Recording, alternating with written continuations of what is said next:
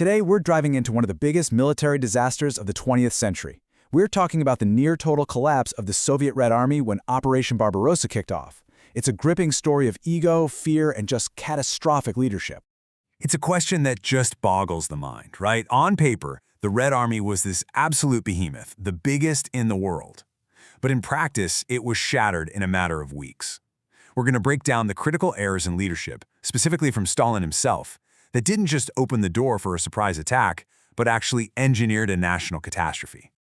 Now, to really get a grip on the collapse in 1941, we have to rewind the clock a few years. See, the wounds that would turn out to be fatal, they were already there. And the worst part? They were entirely self-inflicted. So between 1937 and 1938, Stalin's Great Purge just ripped through the military's command structure. We're talking about 35,000 officers arrested or executed. This wasn't just random people. It included brilliant military minds like Marshal Tukhachevsky, guys who were pioneering modern warfare tactics. Essentially, the army's brain was surgically removed.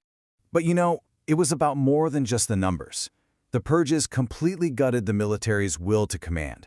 Thinking for yourself, showing initiative, that could literally get you killed. So it was replaced by this paralyzing fear. Commanders were terrified of doing anything without a direct order from on high. Orders that, in the chaos of the invasion, either came way too late or didn't come at all. Okay, so picture this. You've got a decapitated army that's completely paralyzed by fear. The next ingredient in this recipe for disaster was Stalin's absolute, stubborn refusal to see what was happening right in front of his face. The scale of his denial is it's hard to believe. In the 8 months leading up to the attack, Soviet intelligence came through with an incredible 80 distinct warnings about what Germany was planning. But Stalin, he was totally convinced Hitler wouldn't dare attack before dealing with Britain. He just brushed every single warning aside as some kind of British trick. Oh, but it gets worse. In that final, frantic week, with German divisions clearly packed along the border, Red Army commanders were practically begging Stalin for permission to get their troops into battle-ready positions. And Stalin flatly refused. He was so paranoid about provoking Hitler that he literally forbade his own army from preparing for the most obvious invasion in military history. And so, when that invasion finally slammed into the Soviet Union on June 22nd, well, the consequences for this purged, paralyzed, and utterly unprepared army were immediate. And they were absolutely devastating. On that first day, more than 3.5 million German soldiers poured across the border.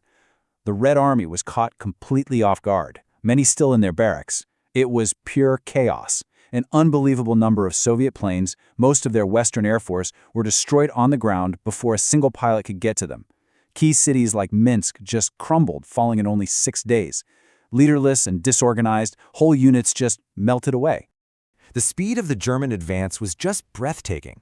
By November, the territory they lost was the absolute core of the Soviet Union. I mean, we're not just talking about land. This was 40% of the population, 85% of their aircraft factories, most of their coal and iron. It was a crippling, potentially fatal blow to the entire country. And you know what? In private, Stalin knew exactly who was to blame. Just 6 days into the invasion, while he was putting on a brave face for the public, he had a moment of stark, brutal honesty. He understood the full scale of the disaster that he, personally, had set in motion. You'd think that kind of admission would spark a big change in strategy, right? Nope. Instead, Stalin's public response was to double down on a military doctrine that was rigid, inflexible, and, frankly, suicidal. He issued a brutally simple order: not one step back. Every single inch of Soviet soil had to be defended to the last man. This stand-fast mentality was the absolute worst thing you could do against the German blitzkrieg, which was all about speed and encirclement. Forbidding your troops from retreating wasn't heroic defiance, it was a recipe for total annihilation. And the Battle of Kiev, well, that became the tragic poster child for this whole catastrophic doctrine. German forces started to close in on this massive Soviet army group. The commanders on the ground could see the trap closing. They pleaded, begged for permission to make a tactical withdrawal to save their men. Stalin personally refused the request, and just like that, the trap snapped shut. And here's the direct result of that one decision. 500,000 soldiers lost, killed, or captured in a single operation.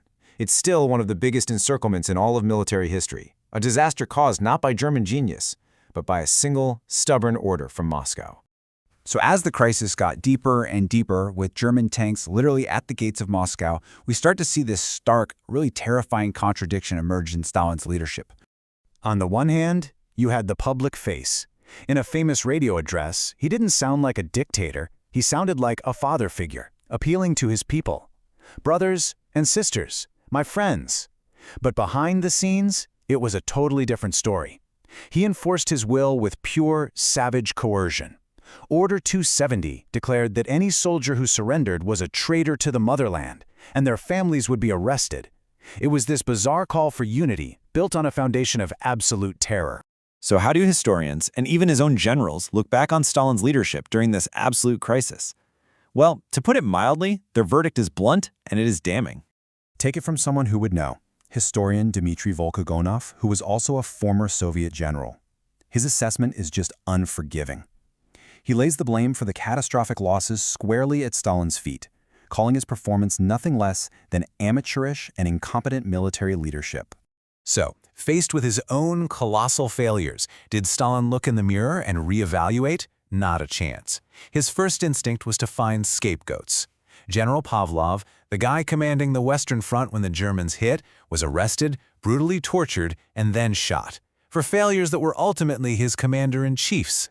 But you can only ignore reality for so long, and the brutal truth, with German troops literally on the outskirts of Moscow, finally forced a change.